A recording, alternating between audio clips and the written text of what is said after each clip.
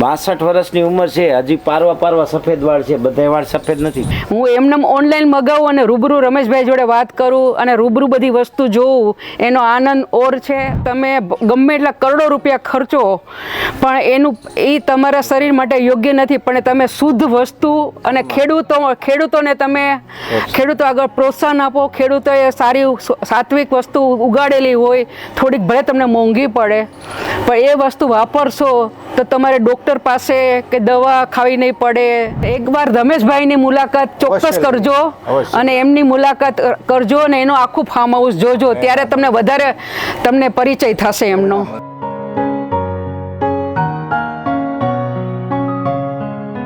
જય ગૌ માતા મિત્રો, આજ મારે ત્યાં છે ને એક મહેમાન આવ્યા છે. મારો એમના જીવનમાં પહેલી વખત મુલાકાત થઈ છે. માતૃત્વ જેવું વાત્સલ્ય છે એમનું, અને હૃદયથી ગાય, ગામડું અને ખેતી સાથે જોડાયેલા છે.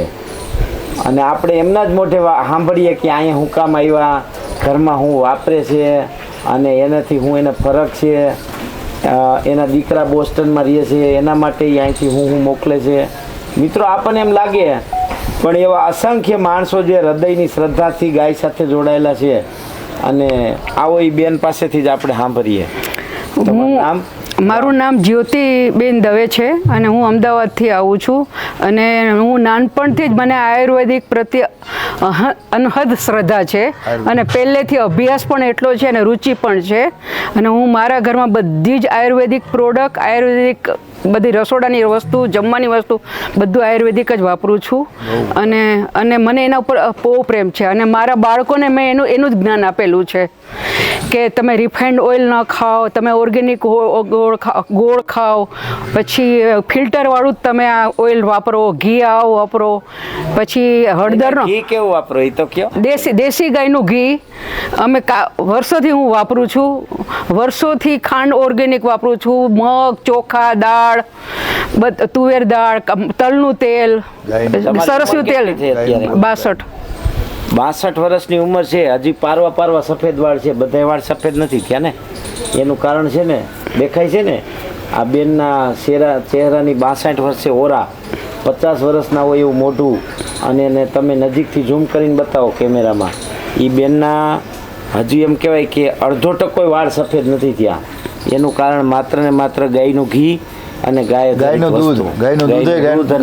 અમે ગાયનું દૂધ જ પીએ છીએ. અહીંયા શું કરવા આવ્યા ગાય ગામડું? બસ મને બહુ તમને રમેશભાઈને મળવાની, રમેશભાઈનું ફાર્મ હાઉસ જોવાની એટલી બધી ઈચ્છા હતી.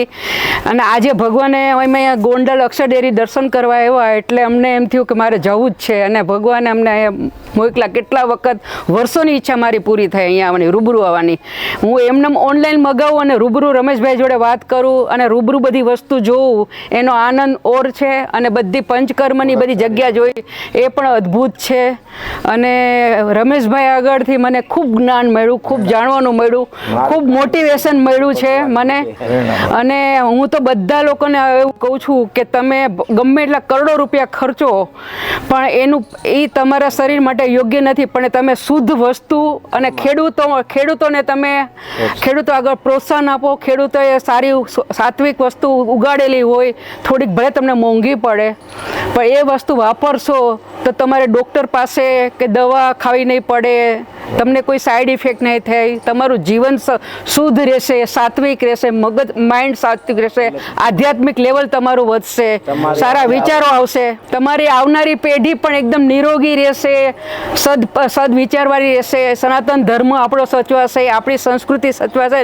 અને આપણા જે ઋષિ મુનિઓ આપણને જે જ્ઞાન આપી ગયા છે, ચરક ઋષિ, સુશ્રુત ઋષિ, પતંજલિ ઋષિ, એવા મહાન ઋષિઓ જે 10,000 વર્ષ પહેલાં આપણા જે જ્ઞાન આપી ગયા છે, એ જ્ઞાન જે લુપ્ત થતું જાય છે, એ આ રમેશભાઈ જેવા ઘણા બધા ખેડૂતોએ જાગૃતતા અપાવી છે, ગોપાલભાઈ સુતરિયા જેવા બધા મોટા મોટા માણસોએ. તો તમે હવે અનુકરણ કરો. તમે ગમે એ શાકભાજી ખાઓ કે ફ્રૂટ ખાઓ, ગમે એટલા 1000 રૂપિયા કિલો હોય, પણ એ શુદ્ધતાની ખાતરી કોઈ નથી. પણ ખેડૂતો આગળથી તમે ડાયરેક્ટ લેશો તો ખેડૂતને પ્રોત્સાહન મળશે અને એ તમને સારામાં સારું ખાવાનું તમને મળશે ઘરની અંદર. અને તમારે કાયમ માટે તમે નિરોગી રહેશો, દવાથી મુક્ત રહેશો અને કોઈ સાઈડ ઇફેક્ટ નહીં થાય અને તમારો પરિવાર નિરોગી, સુખી અને શાંતિ અનુભવશે અને આનંદ અનુભવશે. એકવાર રમેશભાઈ ત્યાં આવીને જોઈ જાઓ. અને એકવાર રમેશભાઈની મુલાકાત ચોક્કસ અવશ્ય કરજો અવશ્ય. અને એમની મુલાકાત કરજો અને એનું આખું ફાર્મ હાઉસ જોજો, ત્યારે તમને વધારે તમને પરિચય થશે એમનો મળશે. અને પ્રેરણા મળશે તમને લેવાની એના માટે. જય ગૌ માતા. સનાતન ધર્મ સનાતન ધર્મ કી જય, જય ગૌ માતા કી જય. જય ગૌ.